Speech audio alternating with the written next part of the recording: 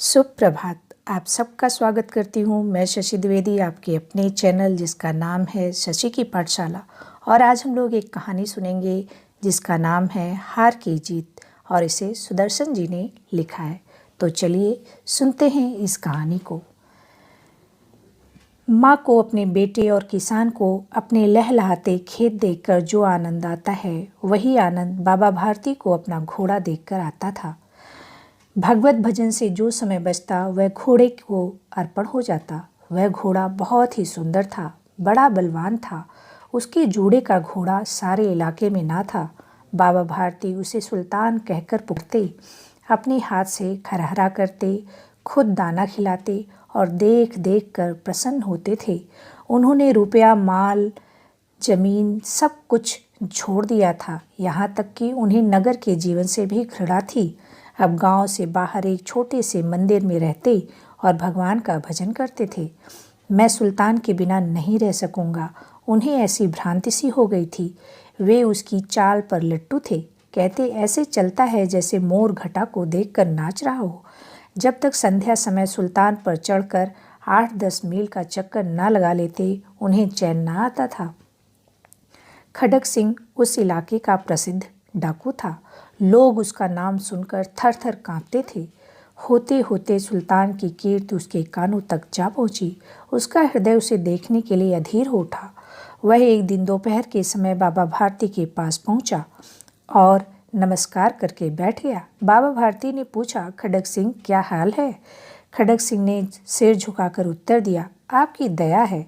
कहो, इधर कैसे आ गए? सुल्तान की चाह खींच लाई। विचित्र जानवर है, देखोगे तो प्रसन्न हो जाओगे। मैंने भी बड़ी प्रशंसा सुनी है। उसकी चाल तुम्हारा मन मोह लेगी। बाबा भारती ने कहा, कहते हैं देखने में भी बहुत सुंदर है। क्या कहना, जो उसे एक बार देख लेता है उसके हृदय पर उसकी छवि अंकित हो जाती है। बहुत दिनों से अभिलाषा थी, आज उपस्थित हो सका हूँ, खड़ग सिंह ने कहा। बाबा भारती और खड़ग सिंह अस्तबल में पहुँचे।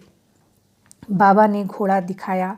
घमंड से खड़ग सिंह ने देखा आश्चर्य से। उसने सैकड़ों घोड़े देखे थे, परंतु ऐसा बांका घोड़ा उसकी आंखों से कभी न गुजरा था। सोचने लगा, भाग्य की बात है, ऐसा घोड़ा खड़ग सिंह के पास होना चाहिए था। इस साधु को ऐसी चीज़ों से क्या लाभ? कुछ देर तक आश्चर्य से चुपचाप खड़ा रहा। उसके पश्चात उसके हृदय में हलचल होने लगी। बालकों की सी अधीरता से बोला, परंतु बाबा जी, इसकी चाल न देखी तो क्या? दूसरे के मुख से सुल्तान की प्रशंसा सुनने के लिए उनका हृदय अधीर हो गया। घोड़े को खोलकर बाहर गए। घोड़ा वायु वेग से उड़ने लगा। उसकी चाल को देखकर खड़ग सिंह के हृदय पर सांप लौट गया। वह डाकू था और जो वस्तु उसे पसंद आ जाए उस पर वह अपना अधिकार समझता था। उसके पास बाहुबल था और आदमी भी। जाते जाते उसने कहा, बाबा जी, मैं यह घोड़ा आपके पास न रहने दूंगा। बाबा भारती डर गए।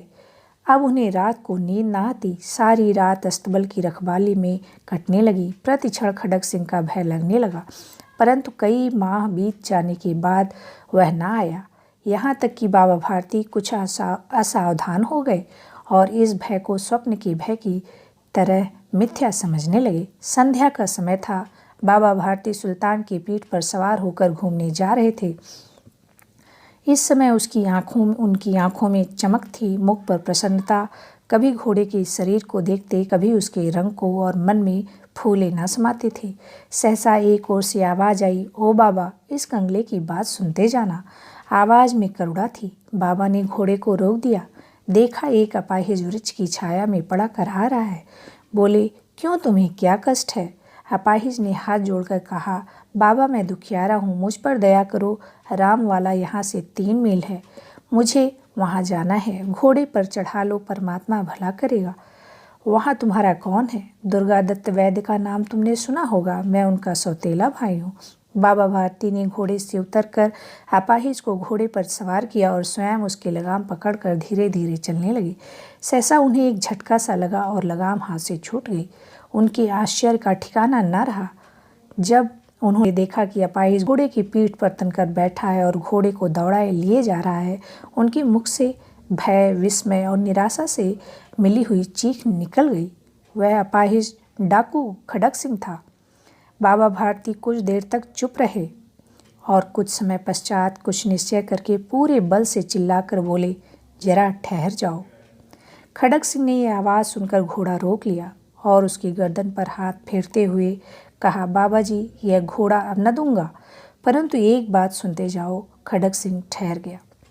बाबा भारती ने निकट जाकर उसकी ओर ऐसी आंखों से देखा जैसे बकरा कसाई की ओर देखता है और कहा, यह घोड़ा तुम्हारा हो चुका है। मैं तुमसे इसे वापस करने के लिए नहीं कहूँगा, परंतु खड़क सिंह, केवल एक प्रार्थना करता हूँ, इसे अस्वीकार न करना, नहीं तो मेरा दिल टूट जाएगा। बाबा जी, आज्ञा कीजिए, मैं आपका दास हूँ, केवल घोड़ा न दूंगा। अब घोड़े का नाम न लो, मैं तुमसे इस विषय में कुछ न कहूँगा। मेरी प्रार्थना केवल यह है कि इस घटना को किसी के सामने प्रकट न करना। खड़क सिंह का मुंह आश्चर्य से खुला का खुला रह गया।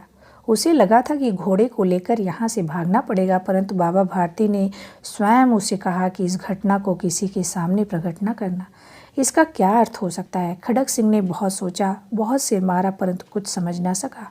हार कर उसने अपनी आँखें बाबा भारती के मुख पर गड़ा दी और पूछा, बाबा जी, इसमें आपको क्या डर है?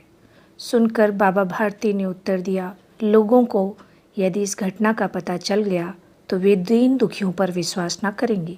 यह कहते कहते उन्होंने सुल्तान की ओर से इस तरह मुंह मोड़ लिया जैसे उनका उससे कोई संबंध ही ना रहा हो।